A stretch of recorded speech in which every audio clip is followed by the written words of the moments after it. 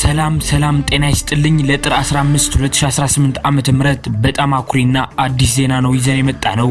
ፋኖ መርሳ ከተማ አቅራቢያ ላይ በአንድ ተሳቢ አንድ ሲኖትራክና አንድ ፓትሮል ከመርሳ ወደ ደሴ ሲጓጓዝ የነበረ ጠላትን 100% ኢላማውን በጠበቀ የአርፒጂ ጥቃት በመፈጸም ሙሉ ለሙሉ በመደምሰስና በማውደም ታላቅ ድል ተጎናጽፈዋል። ይህንን አዲስና አስደሳች የመርሳ አካባቢውን የድል መረጃ እንዳያመልጣችሁ እስከ መጨረሻው ደቂቃ ድረስ ከኛ ከ5 ደቂቃ ሚዲያ ጋር አብራችሁን ቆዩ፣ እናስደምጣችኋለን።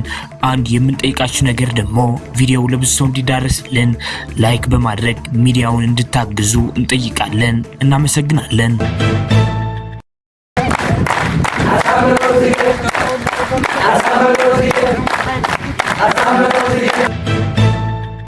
ሰበር ዜና።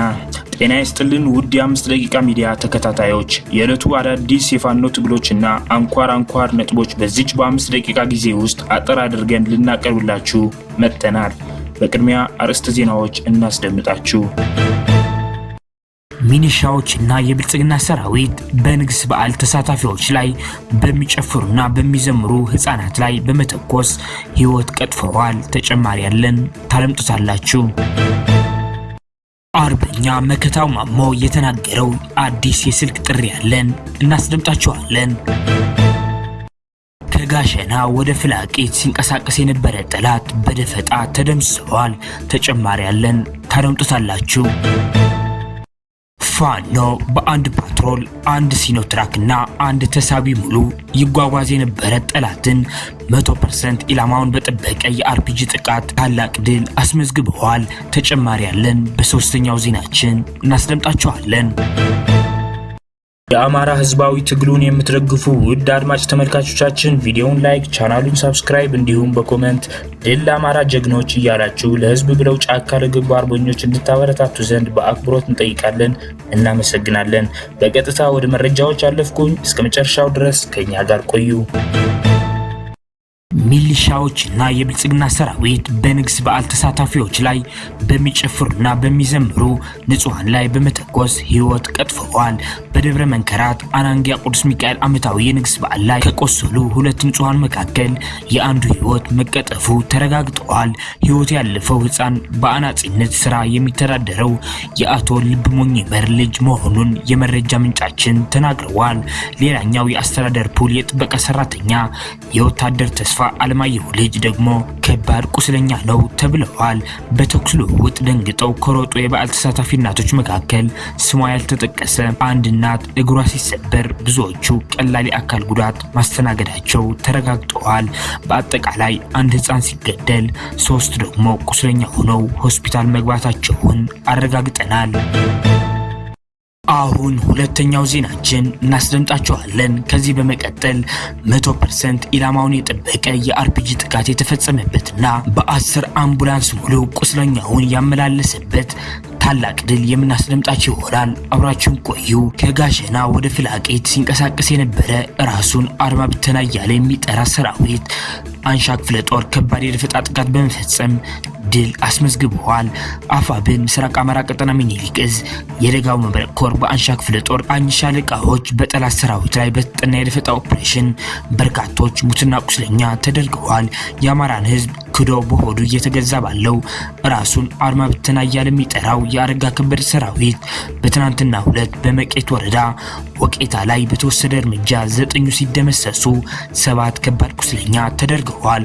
ከጠዋቱ 4 ሰዓት እስከ 6 ሰዓት በዘለቀው ውጊያ የፋሽስቱ ወንበር አስጠባቂ ሰራዊት አካል የሆነው አርማ ብተና ሞት ጓዱን ሲያነሳ ወደ ፍላቂት ከተማ ፈርጥጧል። የአማራን ህዝብ በባንዳነት ባህሪው ከፋሽስቱ የአብይ ኃይል ጋር አብሮ ሲዋጋና ሲያስወጋ የነበረ አካል ተጠናክሮ እየተወሰደ ባለው ኦፕሬሽን በወቄጣ ዳግም ተደምስሰዋል። መዳረሻው ድልና ነጻነት የሆነው የአማራ ህዝብ የህልውና ተጋድሎ ተጠናክሮ ይቀጥላል። ወደ ሶስተኛው ዜናችን ስናሳልፋችሁ ፋኖ መርሳ ከተማ አቅራቢያ ላይ በአንድ ተሳቢ አንድ ሲኖትራክና አንድ ፓትሮል ከመርሳ ወደ ደሴ ሲጓጓዝ የነበረ ጠላትን 100% ኢላማውን በጠበቀ የአርፒጂ ጥቃት በመፈጸም ሙሉ ለሙሉ በመደምሰስና በማውደም ታላቅ ድል ተጎናጽፈዋል። የአማራ ፋኖ ብሔራዊ ንቅናቄ ምስራቅ አማራ ቀጠና ሚኒሊክ ዕዝ ምስራቅ አማራ ኮር 1 የበረሽርጡ ክፍለ ጦር ጠላት ላይ መብረቃዊ ጥቃት አድርሰዋል። በትናንትናው ዕለት ጥር 14 2018 ዓ.ም ከጠዋቱ 12 ሰዓት ላይ በሰሜን ወሎ ዞን ሀብሮ ወረዳ መርሳ ከተማ አቅራቢያ ሊብሶ ኤላ እየተባለ በሚጠራ ቦታ ላይ የስርዓቱን ወንበር ጠባቂ ሰራዊት በአንድ ተሳቢ አንድ ሲኖትራክና አንድ ፓትሮል ከመርሳ ወደ ደሴ ሲጓጓዝ በበረሽርጡ ክፍለ ጦር ቃኝ በተያዘ ደፈጣ ሙሉ ለሙሉ በመደምሰስና በማውደም ታላቅ ድል ተጎናጽፈዋል። በዚህ 100% ኢላማውን የጠበቀ የአርፒጂ ጥቃት ከመርሳ ወደ ደሴ በአንድ ተሳቢ በሲኖትራክና በአንድ ፓትሮል ተጭኖ ሲንቀሳቀስ የነበረው ጨፍጫፊ ሰራዊት ሙሉ በሙሉ ከነተሽከርካሪው ማውደምና መደምሰስ ሲቻል ስርዓቱ ሙትና ቁስለኛውን በ10 አምቡላንስ ወደ መርሳ ሆስፒታል ሲያመላልስ አርፍደዋል።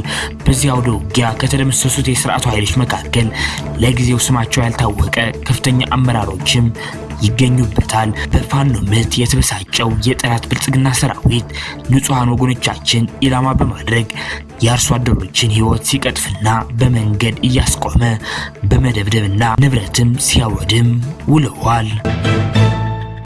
አርበኛ መከታው ማሞ የተናገረው አዲስ የስልክ ጥሪ ያለን አድምጠነው እንመለስ። አመሰግናለሁ። እንግዲህ ያው ይታወቃል የአማራ ፋኖ ለብዙ ወራቶችን ያደረግንበት ሁኔታ አለ ይሄንን አንድነት ለማምጣት። ከዚህም አለፍ ብሎ በዚህ 3 እና 2 ዓመታት ውስጥ በሁለት ጎራ ሆነን ስንታገል ቆይተናል። ይህም ሁለት አይነት አደረጃጀት ያው ብዙ ውጣ ውረዶችን አስከፍሎናል። ነገር ግን የአማራን ህዝብ በአጭር ጊዜ የነበረውን አደጋና ያለበትን የህልውና ችግር ለመቅረፍ አንድ አማራዊና አንድ ድርጅት ፈጥረን አሁን ካለበት መከራ ለማውጣት በቅንነትና በመመካከር በጥቅሉ ያለንን የአንድነት ፍላጎት ሁላችንም ራሳችንን አሸንፈን የህዝባችንንና የሰራዊታችንን ስነልቦና በመረዳት እንዲሁም እዚህ መከራ ውስጥ የገባውን የአማራን ህዝብ ጭቆናና ግፍ እየተፈጸመበት ያለውን የአማራን ህዝብ በአጭር ጊዜ ከላው ላይ ለማላቀቅ ሁላችንም ራሳችንን ዝቅ አድርገን ቅድሚያ ለትግሉ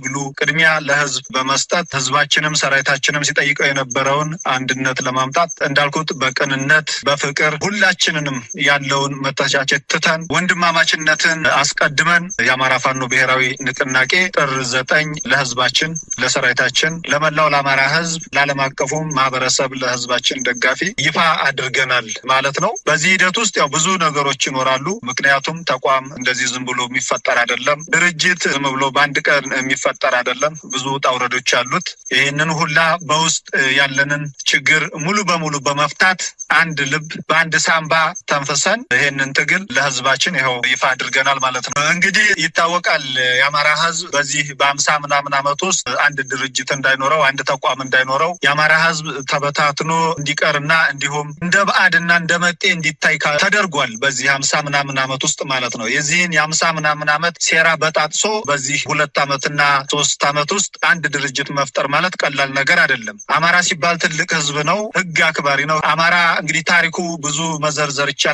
አንዳንድ የነበሩ የልዩነት መንገዶች መፈጠር የለባቸው ነበር። እነኚህ ሙሉ በሙሉ እናምናለን። ነገር ግን ከሴራው አገዛዙም እንዲሁም ደግሞ አማራ መስለው በስምም በመናገርም የአማራን ቋንቋ በማወቅ ሁሉ ነገር አማራ ሊመስሉ ይችላሉ። በብዙ የተተበተበን ሴራ በጣጥሰን ነው በዚህ 2 ዓመት ውስጥ ያመጣ ነው ማለት ነው። ይህ ሲባል በቀላል የሚመጣ አይደለም። ብዙ መስዋዕትነትን አስከፍሏል። ብዙ ነገሮችን አሳጥቶናል። ይህም እንዳለ ሆኖ ግን ከነበረበት የአማራ መከራና የአማራ ሲቃይ ከነበረበት ሴራና ትብትቦችን እንደ ሸረሪት ድር በየዙሪያው በየውስጡ ብዙ ያደሩ ሴራዎች ነበሩ። እነኛን በጣጥሶ መምጣት ቀላል አይደለም። ነገር ግን እንደ ህዝብ እንደ ታሪክም እንዳልኩት የአማራ ህዝብ ብዙ ዘመናትን ሲያስተዳድርና ህዝብን መልካስ ይዞ ሀገር ሰርቶ ከተማ ቆርቁሮ የነበረ ቢሆንም ከዚህ ከትልቅ ህዝብ ይሄንን ሁኔታዎች ማሳለፍ የለብንም ነበረ። ነገር ግን አሁን የሆነው ሆኖ በአጭር ጊዜ መሳካቱ አሁንም ከምንም በላይ ደስታ ነው ብዬ ነው ማምነው። እኔ ወደፊት ያለውን ነገር ብዙ ዋጋ ብዙ ነገሮችን እንተብለናል። አሁን የምንክሰውና ይህንን በአጭር ጊዜ እስካሁን ወደኋላ መለስ ብለን የምናያቸውና ብዙ ነገሮች ያጣናቸውን በአጭር ጊዜ ለመካስ ነው አሁን መጣር ያለብን ብዬ ነው ማስበው። እውነት ለመናገር ሁላችንም ውስጣችን ያለው ስሜት ያለው ደስታ እንዳለው ሆኖ ግን የህዝቡንና የሰራዊቱን ደስታና ፍላጎት ደግሞ ስንመለከት ያው የሚያስለቅስ ነው። እውነት ለመናገር የሚያስለቅስ ነው። እኔ በግሌ እንደ አንድ ግለሰብ ደስታውንና ስሜቱን አንድነቱ በተበሰረበት ሰዓት በየሁሉም ያለውን ቀጣና ስሜት ሳዳምጥ ያስለቅሳል። እውነት ለመናገር ተሸክሞናል ማለት ይቻላል። በቃ ህዝቡም ሰራዊቱም ተሸክሞን እዚህ እንዳደረሰን ነው የተሰማኝ በጥቅሉና እንግዲህ ይሄ ትግል የመከታ ወይም የሌላ የከበደ ያበበ ትግል አይደለም። የህዝብ ትግል ነው። የህዝብ ትግል ነው። ህዝባዊ ነው ትግሉ። እንደ ህዝብ ነው እየተጨፈጨፍን ያለ ነው። እንደ ህዝብ እንድንጠፋ ተፈርዶብናልና በጥቅሉ የህዝብ ትግል በመሆኑ ህዝቡ ደግሞ ይሄንን ሲያገኝ ይሄንን ሲጠይቅ የነበረውን አንድ ሆኑ ሲል የነበረውን አንድነት በዚህ ዕለት አንድ ሆኖ በማየቱ የተሰማውን ደስታ የገለጸበትን ደስታ እውነት ለመናገር ከምንም በላይ በጣም የሚያኮራና የሚያስደስት ሆኖ ነው ያገኘን። እንግዲህ የአማራ ህዝብ ነው ሊያመሰግናቸውም ታሪካቸውንም ሊገልጽ የሚችለውና እንግዲህ እንደ አንድ ድርጅት አመራር ከምንም በላይ ላመሰግን የምወደው አማራ ያው እንግዲህ ባህል አለው፣ ወግ አለው እንዳልኩት መልካም ስነ ስርዓት የአማራ ፋኖ ብሔራዊ ንቅናቄ ፖሊት ቢሮ የመጀመሪያ ስብሰባውን አድርገዋል። ጥር 9 2018 ዓ.ም በይፋ መመስረቱ የተገለጸው የአማራ ፋኖ ብሔራዊ ንቅናቄ የፖሊት ቢሮ በትናንትናው ዕለት በተለያዩ አጀንዳዎች ላይ ውይይት አድርጎ ውሳኔዎችን አሳልፈዋል። የድርጅቱ ስራ አመራር አባላት በተገኙበት በዚህ የውይይት መድረክ ላለፉት 30 ወራት በነበረው የትግል ሂደት በነበሩ የእርስ በርስ ሽኩቻዎችና አለመግባባቶች እንዲሁም የአደረጃጀት ልዩነቶች ምክንያት ለተፈጸሙ ጥፋቶች የእርስ በርስ ይቅርታ መርሃ ግብር በማከናወን ውይይቱ ጀምረዋል።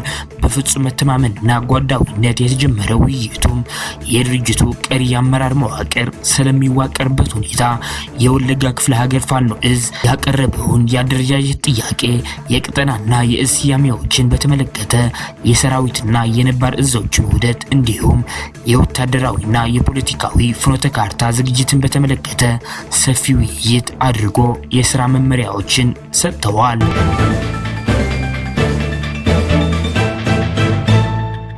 አድማጭ ተመልካቾቻችን ለሰዓቱ የነበሩን የ5 ደቂቃ ዜናዎች እነዚህን ይመስላሉ። በቀጣይ የምንሰራቸው ዜናዎች እንዲደርሷችሁ ቻናሉን ሰብስክራይብ በማድረግ እንዲሁም የደወል ምልክቷን በማብራት ቤተሰብ እንዲሆኑ እንጠይቃለን። እናመሰግናለን።